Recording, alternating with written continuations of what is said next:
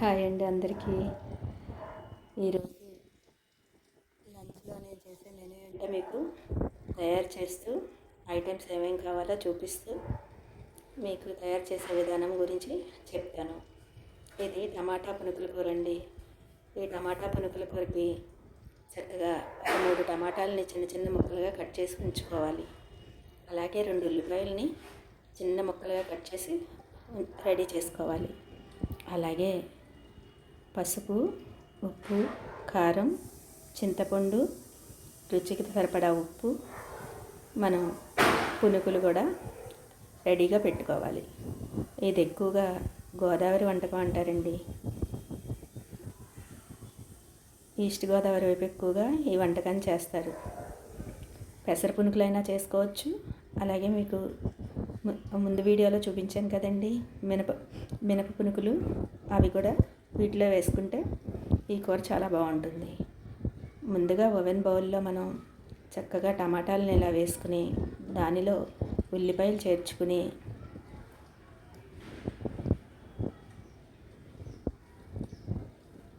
ఉల్లిపాయలు వేసుకున్నాక మనం దానిలో పసుపు, ఉప్పు, కారం, చింతపండు, వీటిలన్నిటిని చేర్చుకుని బెల్లం కూడా వేసుకోవాలి. బెల్లం వేసుకుంటే రుచి చాలా బాగుంటుంది. బెల్లం లేకపోతే ఈ కూర టేస్ట్ రాదండి. పులుసు కూర అంటాం కదా, అందుకని బెల్లాన్ని కంపల్సరీ వేసుకోవాలి. పసుపు, ఉప్పు, కారం అన్నీ చేర్చాం కదండి.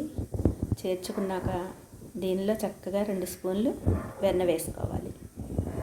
వెన్న వేసుకుంటే కూర ఎంత అమోఘంగా ఉంటుందోనండి. మనం ముందుగానే తాలింపులు రెడీ చేసి పెట్టుకుంటే చక్కగా వీటిలో వేసుకోవడమే.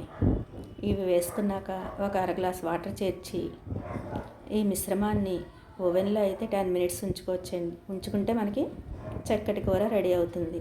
అదే కుక్కర్లో అయితే ఒక 2 విజిల్స్ వచ్చే వరకు మనం ఉంచుకుంటే కూర చక్కగా రెడీ అయిపోతుంది.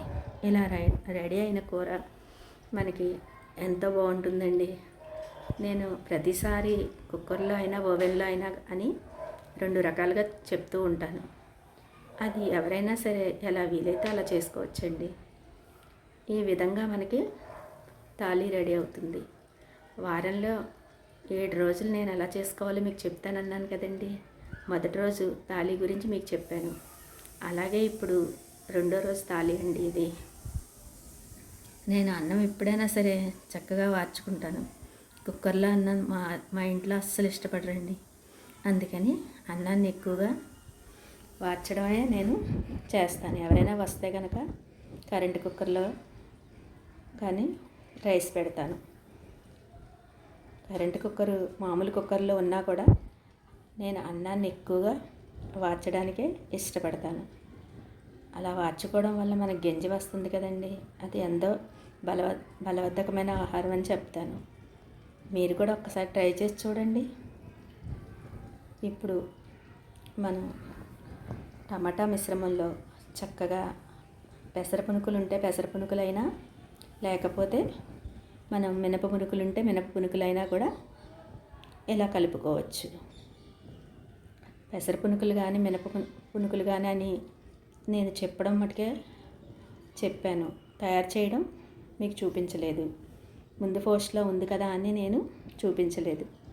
ఇలా చక్కగా మనం టమాటా మిశ్రమంలో ఈ పునుకులు చేర్చుకుంటే పునుకుల కూర రెడీ అవుతుందండి.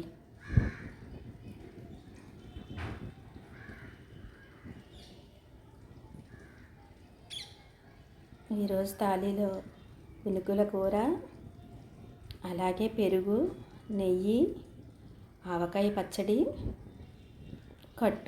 కట్టు కూడా నేను ముందు వీడియోలో చూపించానని మీకు చూపించలేదు. ఈ తాళీ మీకు నచ్చిందండి. నచ్చితే కనుక లైక్, షేర్, కామెంట్ మాత్రం మర్చిపోవద్దు. పక్కనే ఉన్న బెల్ సింబల్ టచ్ చేస్తే నేను పెట్టే ఫర్దర్ పోస్ట్స్ అన్నీ మీకు చేరుకుంటాయండి. ఈ పునుకుల కూర ఎలా ఉంది? మీరు కూడా తయారు చేసుకుని నాకు ఎలా వచ్చిందో చెప్పండి.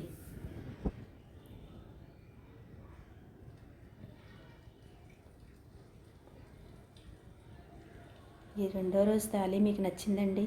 నచ్చితే నాకు మీ అమూల్యమైన అభిప్రాయాన్ని కామెంట్స్ రూపంలో తెలియచేయండి. లైక్, షేర్, కామెంట్ మాత్రం మర్చిపోవద్దు. Thank you.